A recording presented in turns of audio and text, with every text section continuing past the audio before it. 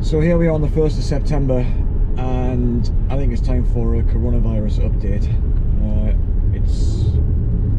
We're about 6 months into this crisis now, and one of the remarkable things is that people in numbers aren't dying anymore.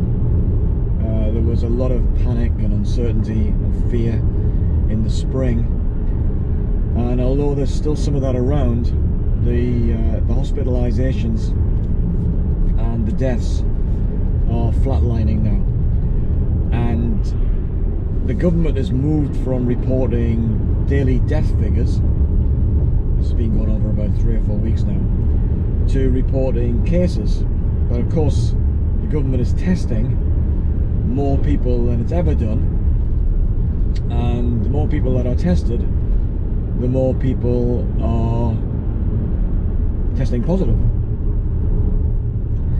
The schools go back this week and beginning of next, and there's discussion around social distancing needs to continue as best as possible, and we've now got the requirement for school children to wear masks when an area is deemed to be a hotspot through testing and case numbers increasing, and of course the rest of us are expected to wear masks when we enter retail premises or any other enclosed spaces.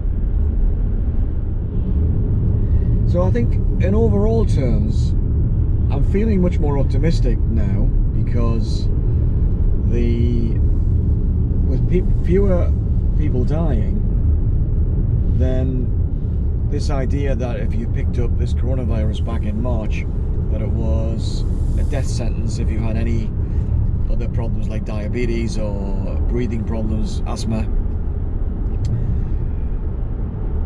That's not the case anymore, and the evidence from the statisticians is that what they term excess deaths, and this is a year-on-year comparison, excess deaths are now no more than usual, and depending on when you look at the graph for particular months, sometimes it's less than average, sometimes it's a little bit higher. And so the theory goes that with respiratory illnesses, they mostly attack older people, people who are frail, they're not exercising, they're not able to exercise, so they've got all sorts of other what they call comorbidities. Now, when the statisticians look back over previous years and respiratory illness deaths, what they've been able to determine is that in the winter of 2018-19 and 2017-18, that the deaths from respiratory diseases were lower than average. And this year, this spring, or 2019-2020, they found that the deaths have kind of caught up. So the argument is that the people who were in the first wave of deaths through coronavirus this year potentially got an extra life, extra year or two of life, because they weren't struck down in the previous years. And although that sounds a little bit a mathematical or a statistical exercise, it has a certain logic to it, because the deaths from coronavirus this year peaked. The lockdown started in the UK sometime early in March, and there's always some dispute as to whether we could have shut down a little bit earlier or not. But the lockdown started in March, and the peak of deaths happened around mid-April.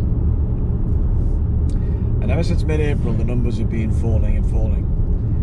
And so a lot of old people, approximately 50% of them in care homes, were the us who died.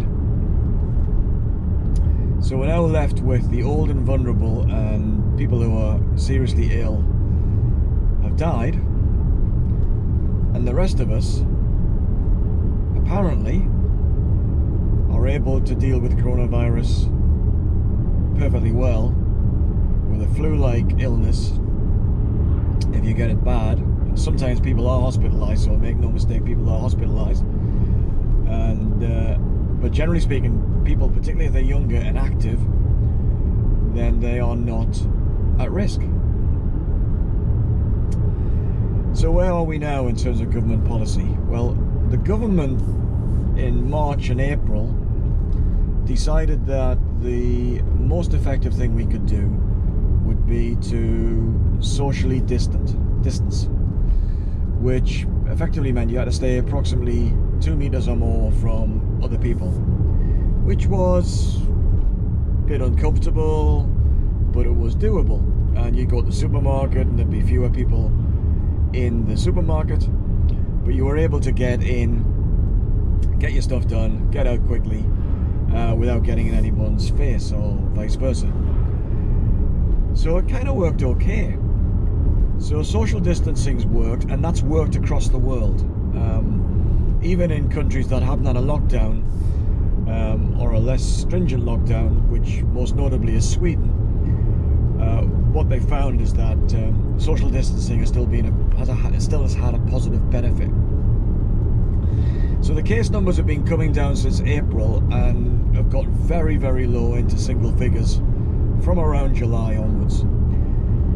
And yet the government is requiring people to wear masks and be even more cautious now than they were in the spring, which is illogical. Now, there's a caveat on that, in that the government said that they didn't want the general public to wear masks in the spring because I think they were worried about the supply of personal protective equipment, and that the general public would start buying up all the face masks and leave none for medical professionals who were dealing with people who were genuinely ill. So I can understand why they suppressed the demand for masks back in the spring.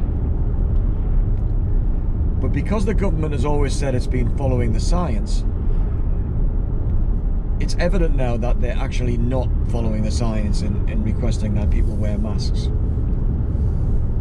So I'm really perplexed. I can't make it out why the government is so tough and so demanding when it comes to mask wearing right now. I think there was some discussion perhaps about